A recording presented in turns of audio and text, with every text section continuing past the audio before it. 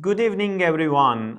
This is going to be our last session for today, and we are going to have special guests to talk about tax in Korea. Probably most of you know about her already. She has been doing lots of consultations through Yeoksam Global Village Center. And let's not waste our time, and let's invite her and stay with us to get more information about tax in Korea.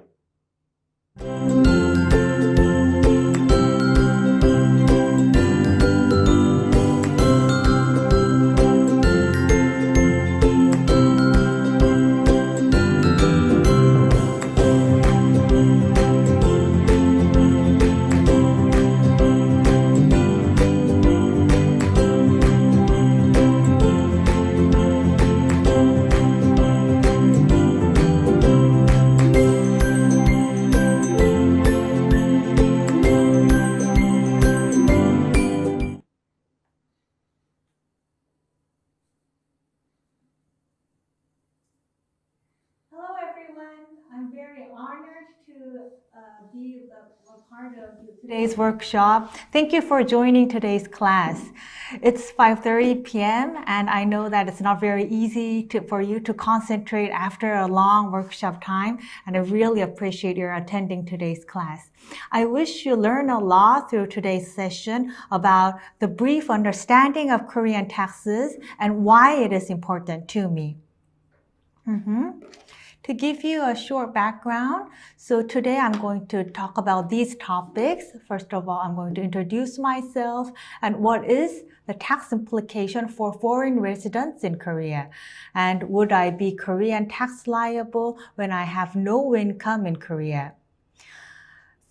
Fourth part I'm going to cover is 소득금액 증명원. This must be a key issue that a lot of people want to cover. And also on the first session of talking about the visa, there must have been a lot of talk about what's the income 증명, which is one of the key issue for changing the visa or getting the visa at the first time, etc.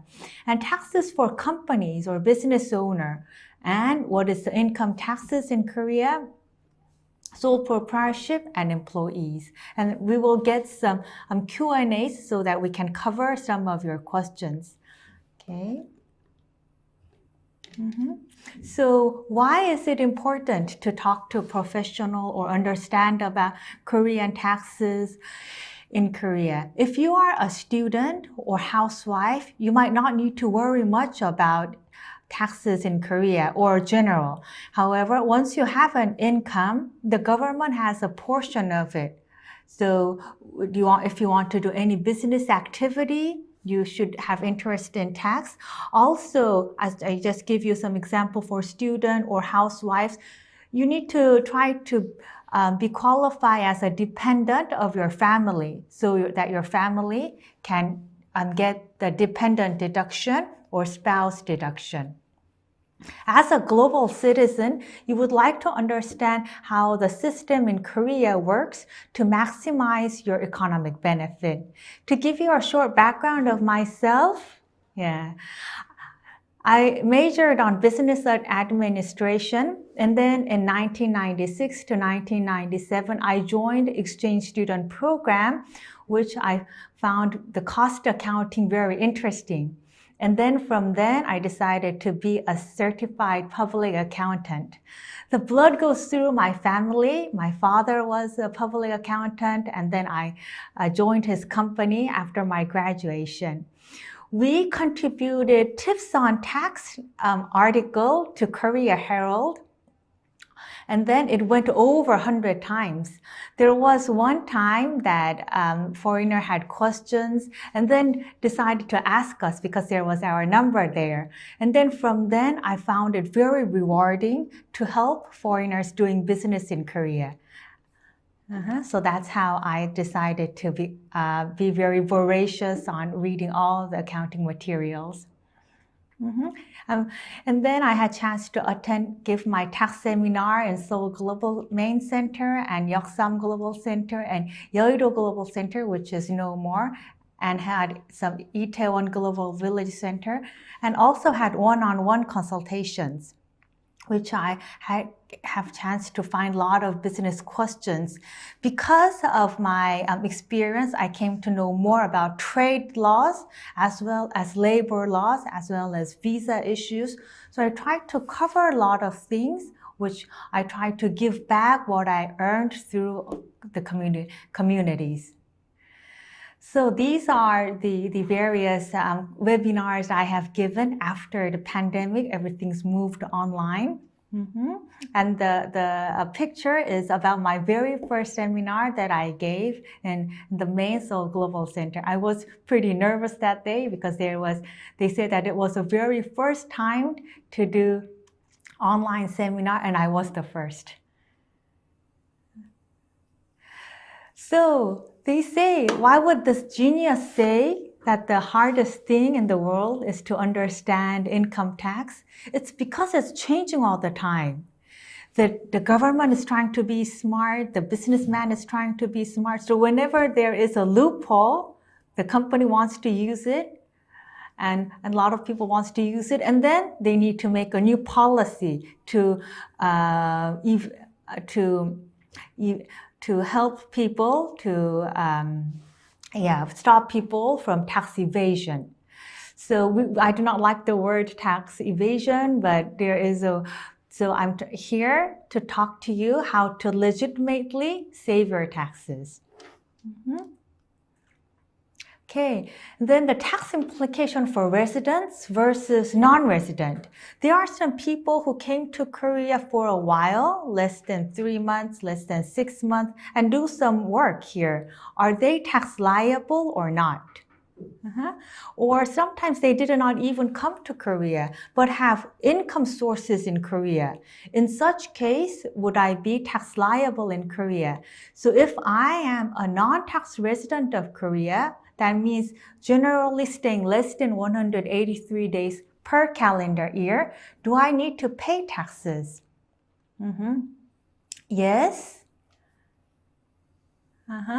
For example, there are some regulations for non-tax residents, athletes, or artists are taxed at 22%. So if you are an artist and has just a short time performance in Korea, still the Korea government wants to tax you. There was a very big scandal in late 1990s that I don't want to say the person's name, but a famous American artist came to Korea, and then it wasn't taxable because of the non-tax regulation. So after that, they made it 22% of income. But that's not always the case. You are not taxable if you meet the qualification. So there is Korea-US tax treaty, Korea-France tax treaty, Korea-Canada tax treaty. They defines who is non-tax resident and who would need to pay taxes. For example, for US citizen, if they stayed less than 183 days, income was below $3,000 US, then they are not taxable in Korea. So first of all, you need to check whether you are tax resident of Korea, non-tax resident of Korea, and what is the tax treaty. And as a foreign resident, do I need to report overseas income? Actually, this is one of the questions I almost get once a month, which saved tons of amount. For example, an expat came to Korea to work for a big company in Korea. They might have rental income in their home country, have interest income in their home country. Would that person be tax liable for their overseas income? This is the question that I receive on a regular basis. It is yes for the only in the case you stayed over 5 years in recent 10 years. So if I came newly to Korea last year and my Canadian rental income, my interest income in Texas, dividend income in California does not need to be reported to with my Korean salary income if my stay was less than 5 years in recent 10 years, unless they are wired to Korea. In other words, if you stayed over 5 years in recent 10 years, your overseas income needs to be reported to Korean tax authority. So we name it worldwide income reporting. You have the liability to report your worldwide income if you stayed over 5 years in recent 10 years. Believe me, this is the question that I get almost once in a month, and it saved tons of money for a lot of expats. Yeah, so it's the same thing that I just explained to you verbally. So it's yes in such case and no in these cases. So I think you can learn the lesson here. So the key takeaway here is if you stayed less than 5 years in recent 10 years, your overseas income is better not to be wired in Korea. And then, yeah, so this is the related regulations, and I just gave an example. For example, your rental income in US, your interest income in UK bank account would need to be reported on your Korean tax return if you are a long-term stay foreigner.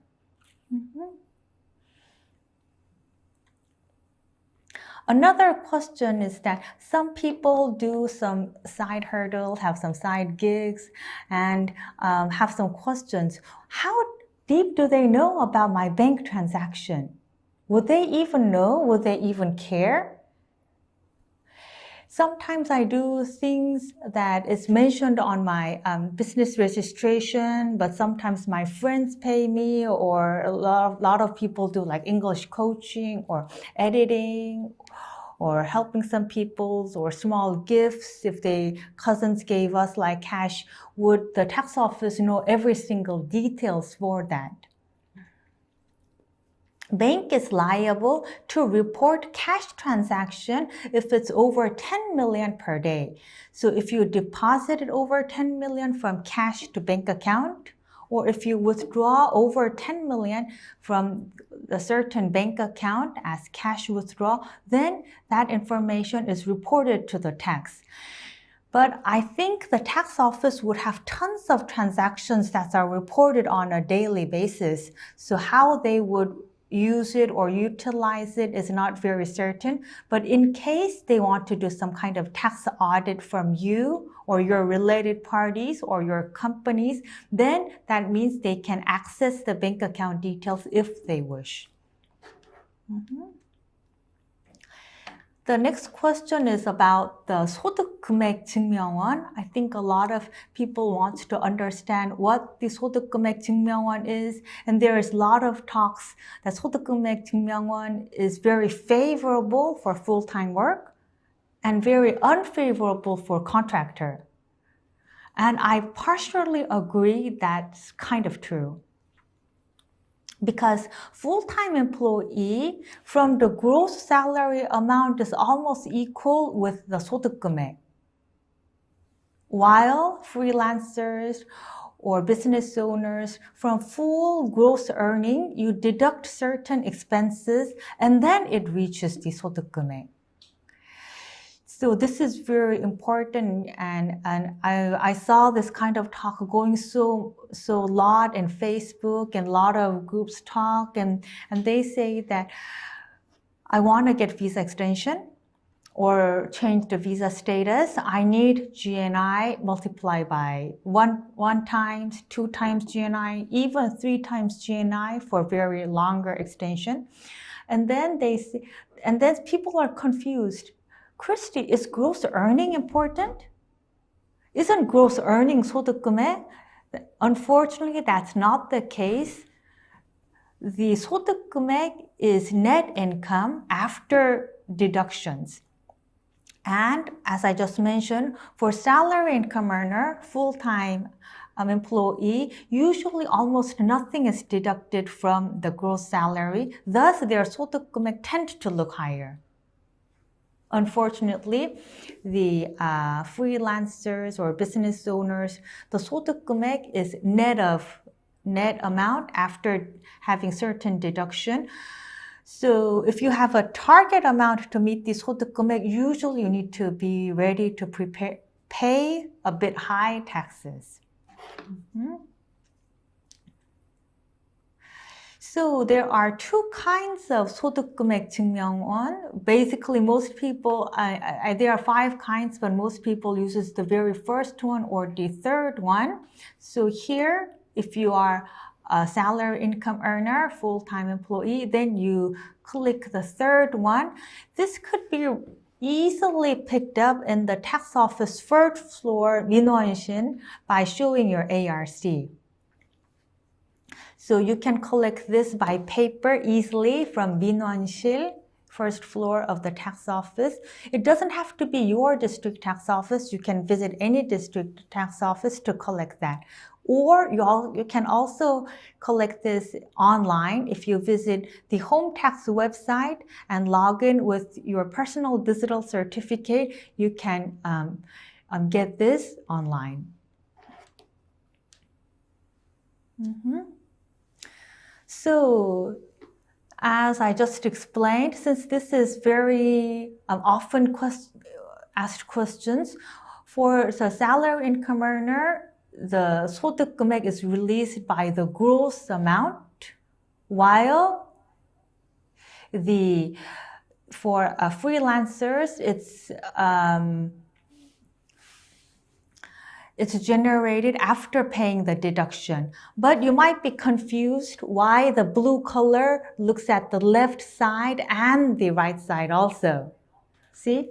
It's because for people that has salary income and freelance income, then it will be on all net amount. That means the most favorable case is someone with only salary income.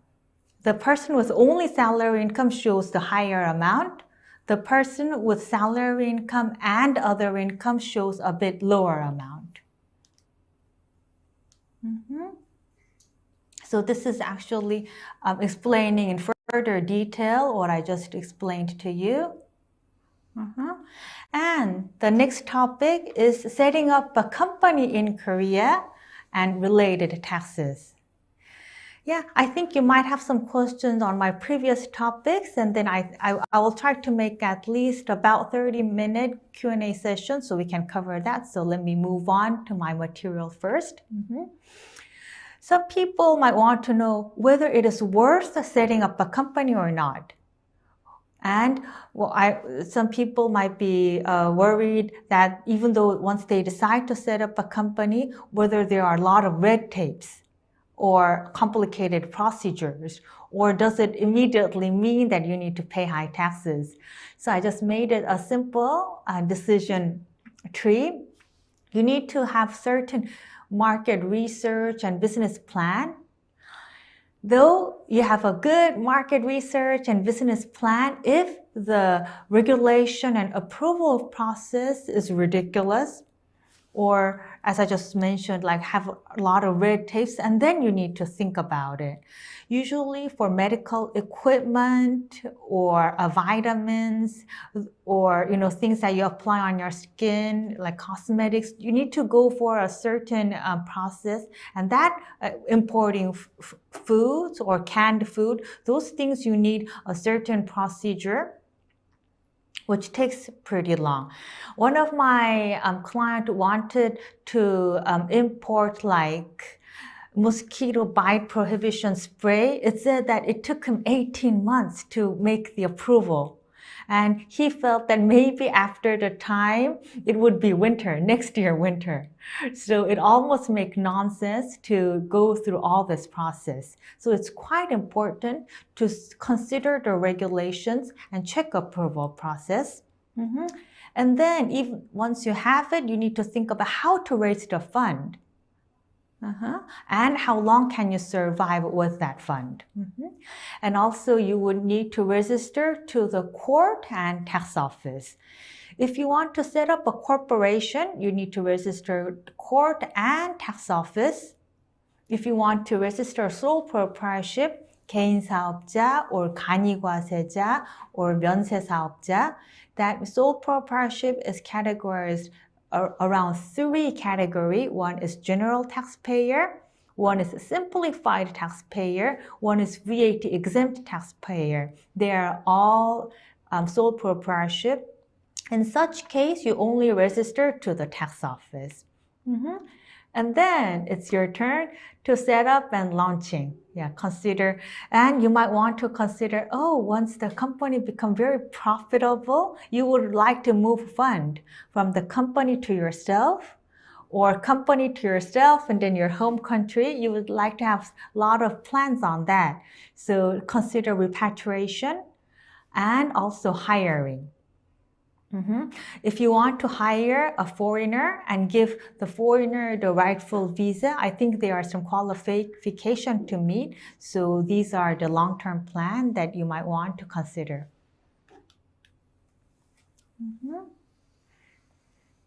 So even before I,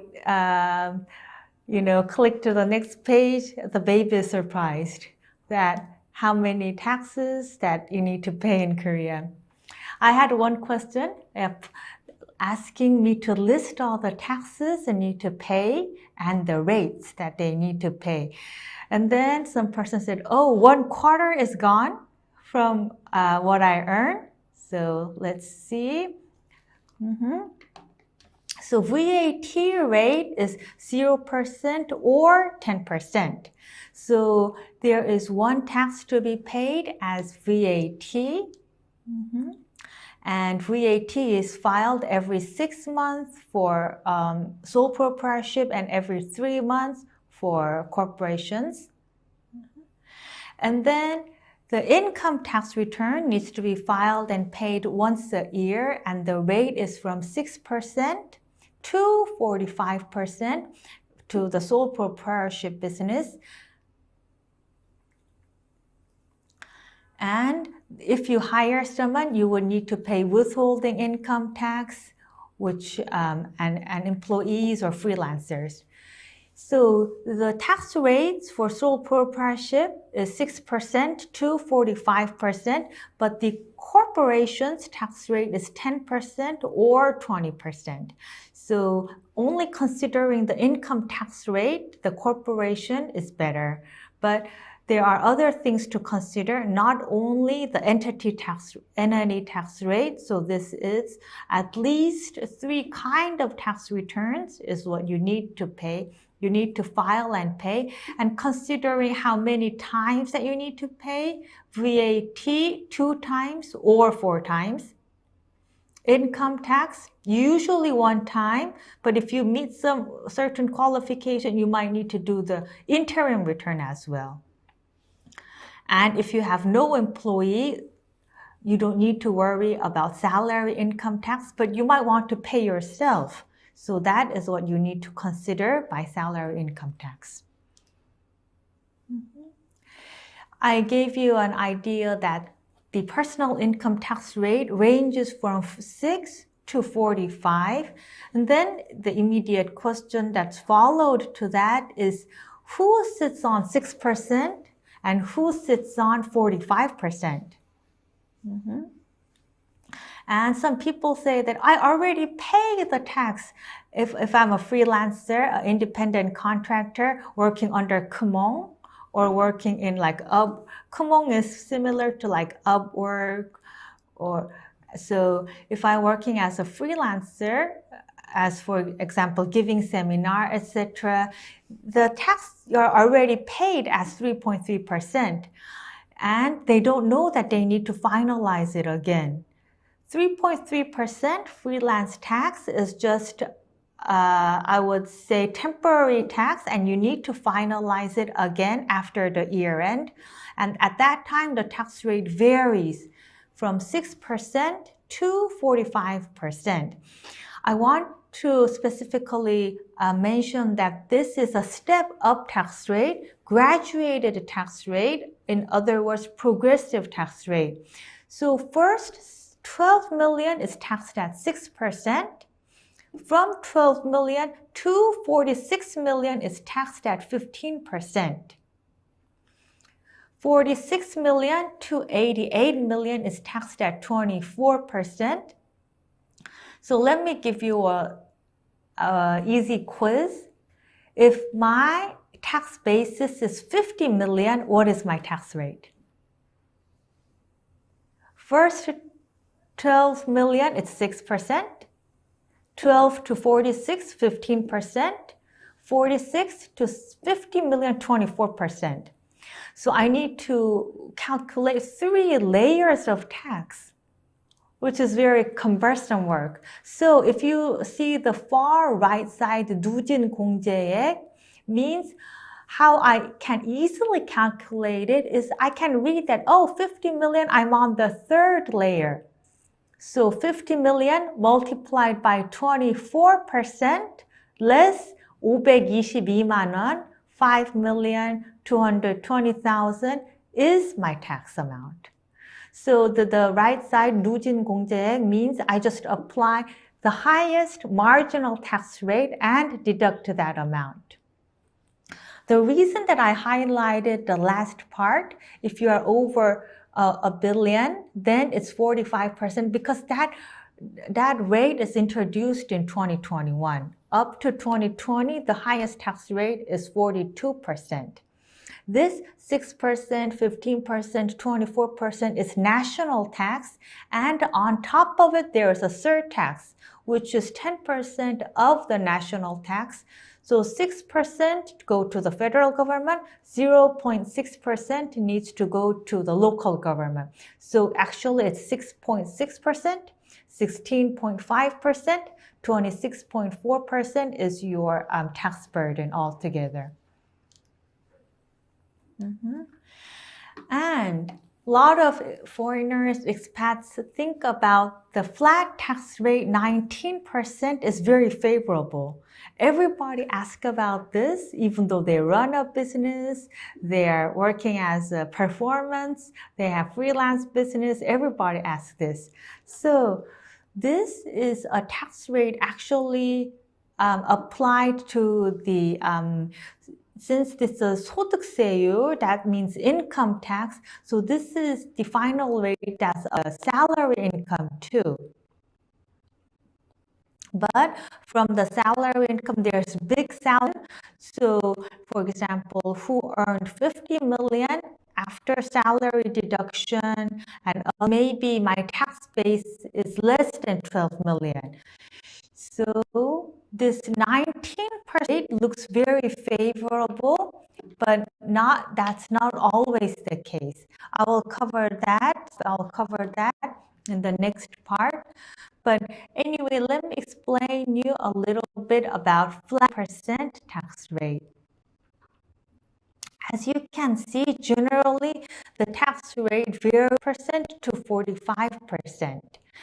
But for some people, flat tax rate is used. There are 2 qualifications, 3 qualifications: foreigner, not dual national, that having Korean passport and overseas passport, foreigner without Korean passport, Korean nationality. Second, you need to have a this is not applied to freelance income or business income, only for salary. Number 3, it needs to be in 5 years from your first salary year. So if your first salary is 2014, then 2014, 15, 16, 18 you can use this 19%. From 2020, you cannot use 18% flat tax rate anymore.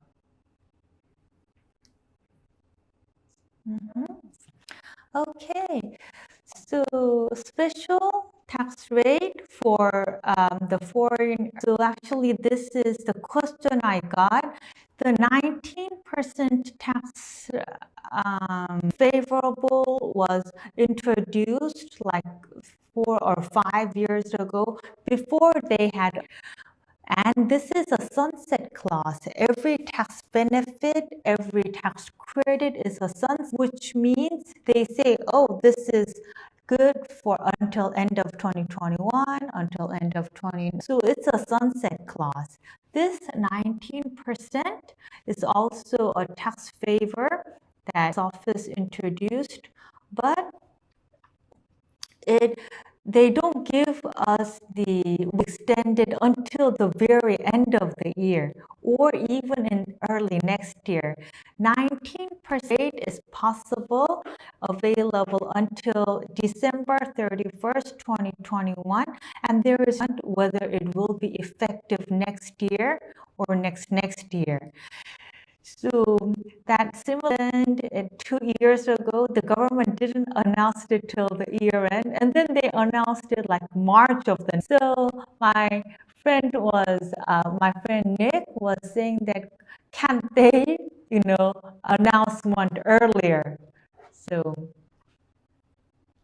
I had to say that I have it, and if I know the news, I will make it public.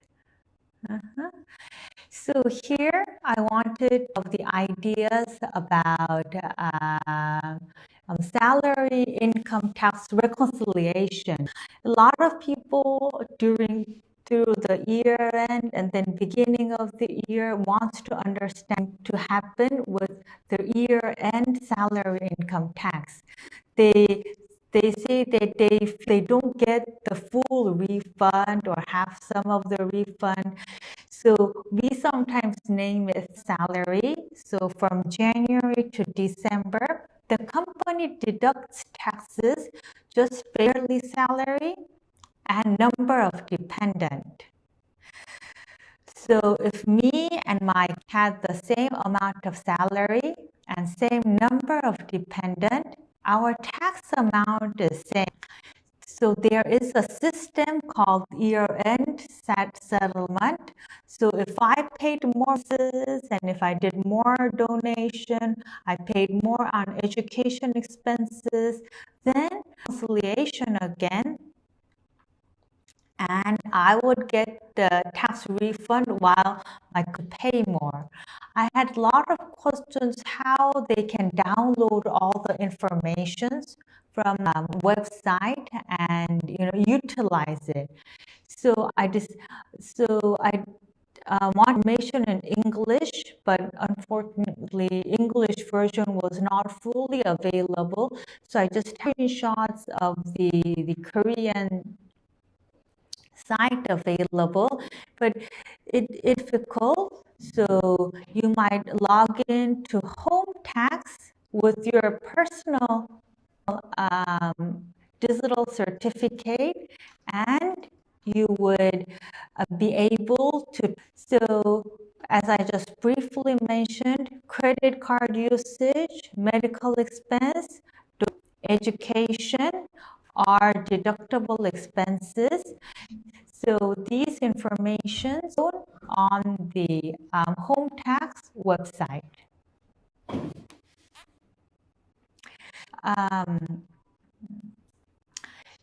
This information is usually needed sometime in. So actually on February,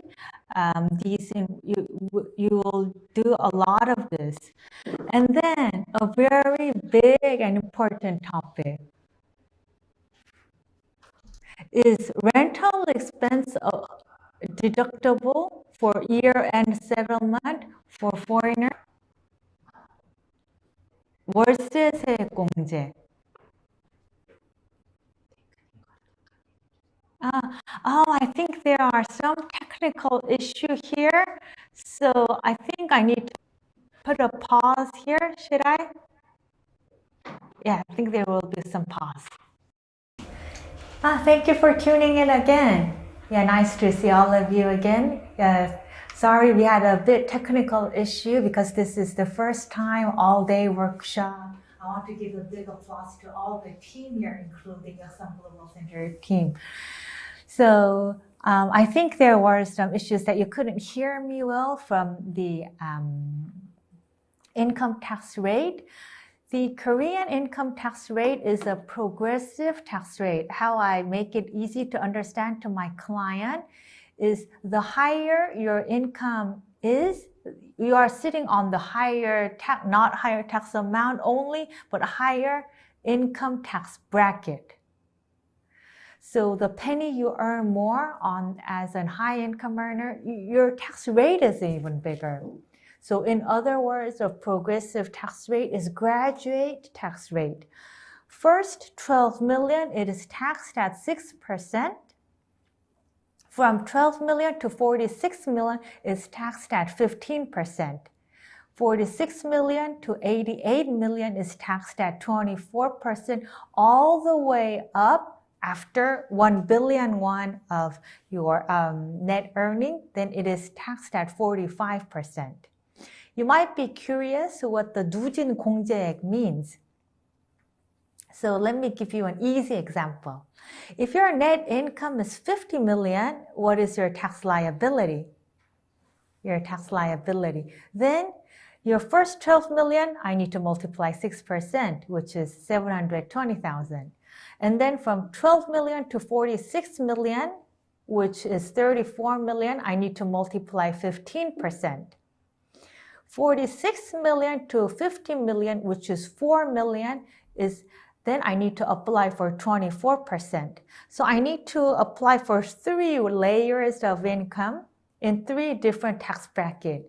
Instead of doing that, they give us an easier chart, which is if you are earning 50 million as net income tax basis, then you don't need to go for 3 bracket. You can go for 24% tax bracket and deduct 522만 원, which is 5,220,000.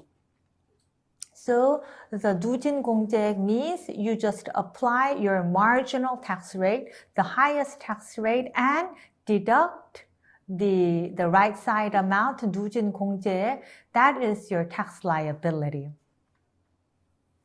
The tax rate shown here, 6%, 15%, 24, 35, 38, 40, 42, 45 is the national tax rate. And on top of it, there is a surtax, which is local district tax. That is 10% of national tax. So 6% goes to the federal government, 0.6% goes to the local government. 15% go to the federal government, 1.5% go to the local government. So actually, my tax burden is 6.6%, 16.5%, 26.4% goes on and on.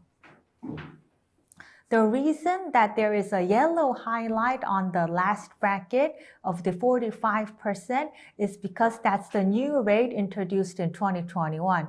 Up to 2020, there was only tax rate from 6 to 42. Now you might want to understand about the 19% favorable tax rate. People talk a lot about, oh, Korea tax is very affordable because there are 19% flat tax rate. Do you think that's true or not? Or is flat tax rate applicable to me as an independent contractor, working as a freelancer or even a business owner? And what does 19% tax means? In my previous chart, I showed you that tax rate varies from 6 to 45. That means if you're sitting on 6% tax bracket, 19% is not being helpful to you. But if you are sitting on 35%, 38%, then 19% is favorable to you. It means that 19% is meaningful only when your tax rate is very high. And most of the people who is favorable with 19% tax rate is the people who have yearly salary amount over 130 million, 140 million, around that amount or over 19% tax rate is favorable. There are some requirements to meet 19% tax treatment. There are about 3 requirements to meet. You need to be a foreigner, not dual citizen with Korean. If you are Korean American having 2 passports or dual nationality, then you do not meet the requirement. You need to be a foreigner without Korean nationality. Number 2, you need to earn salary income. This is not applied to freelance income or business income. This is only applied to salary income. Number 3, this is only available for first 5 years of your salary income. So let's say that you used it for 2014. Then can you apply it in 2020? Can you apply it in 2021? Let's count. 2014 is the first year, 2015 is the second year, 2016 is the third year, 2017 is the fourth year, 2018 is the fifth year. So from 2019, you cannot enjoy the 19% tax favor anymore. There is people who's considering, Christy, I arrived in December of 2014. Does the 2014 counts? It was just 1 month. These regulation has a cutoff of the calendar year. It's not December to December or November to November. If you utilized in 2014, then you cannot use it after 2018. So if I were you, I was in a high paycheck and I am a foreigner not having a Korean nationality, I will, try to use that if it's a December, I will talk to my company and ask if I can start working as a salary income earner in 2015. So that I can utilize maximum 12 months for 5 years. Yeah, so as I mentioned, it's preferable for some people. And then I had a question from my close friend, Nick.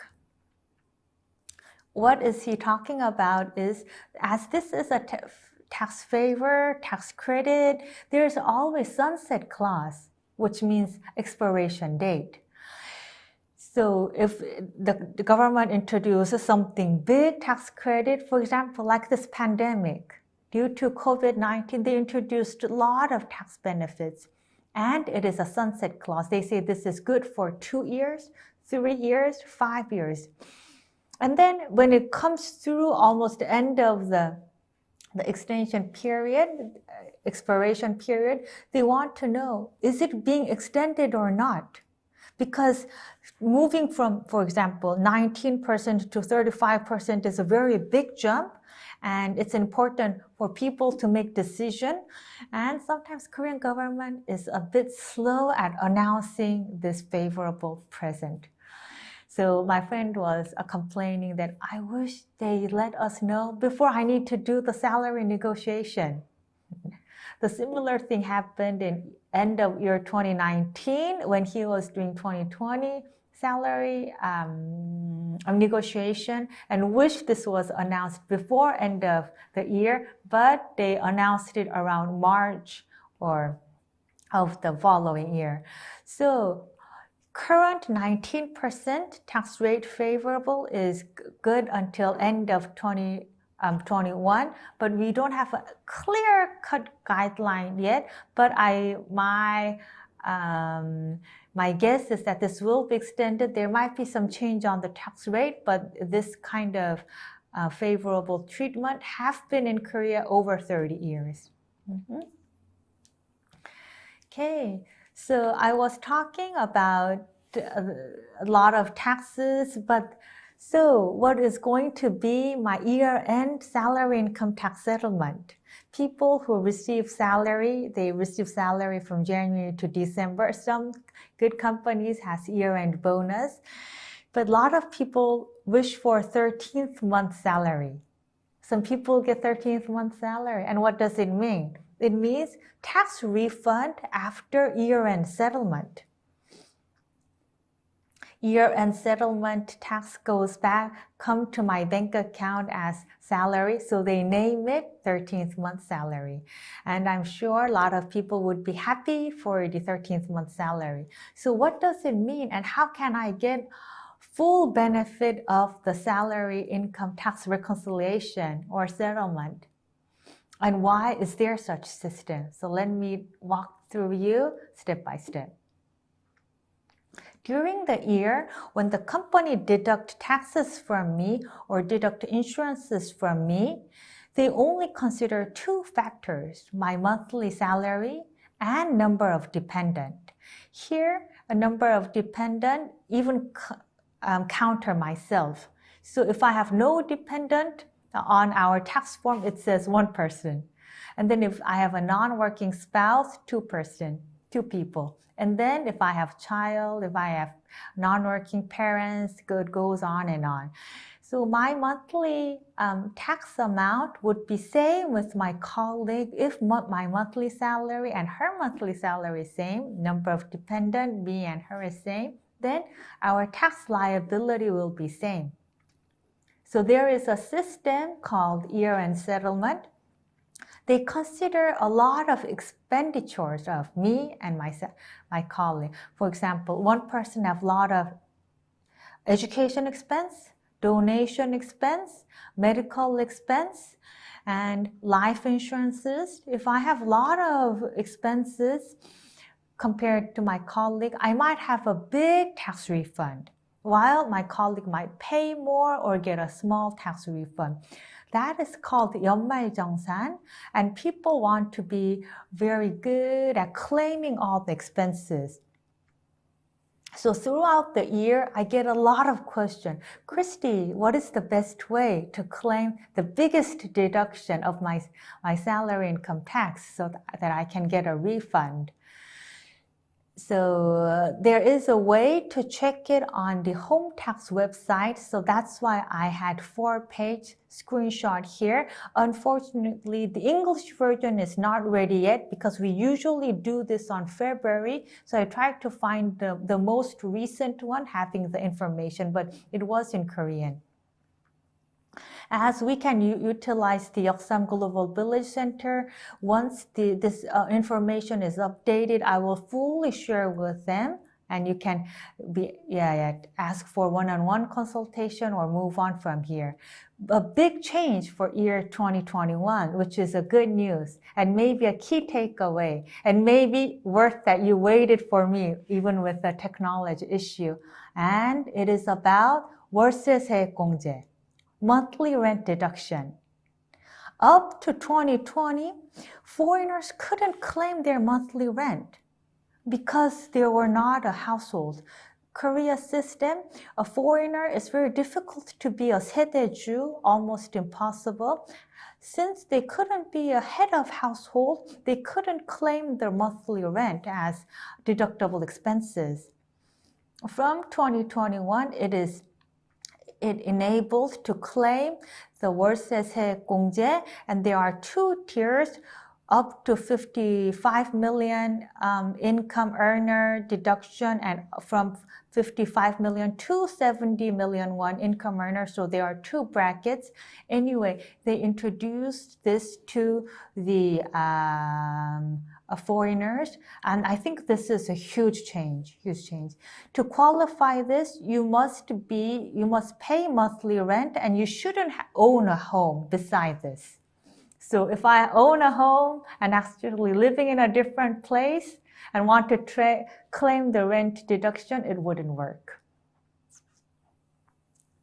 Okay, so that is the big change of the yearly salary income deduction, and I wish this was very helpful to you. Thank you for attending. That's pretty much all I prepared as with my presentation material, and there will be some other Q&A sessions.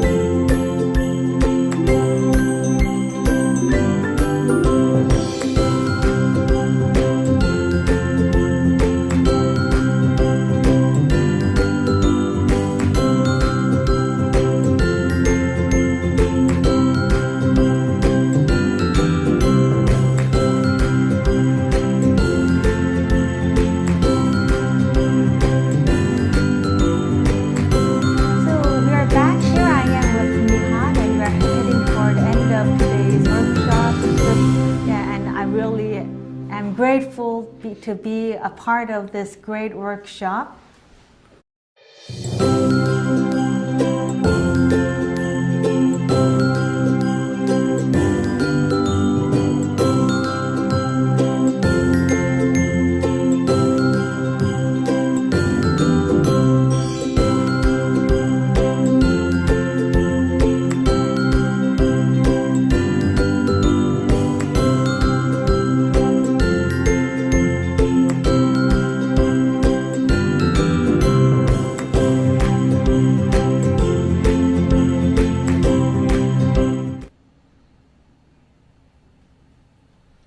We just finished the great session with Christy. Thank you for having this kind of session with us. This was really amazing since we got lots of new informations regarding to the tax.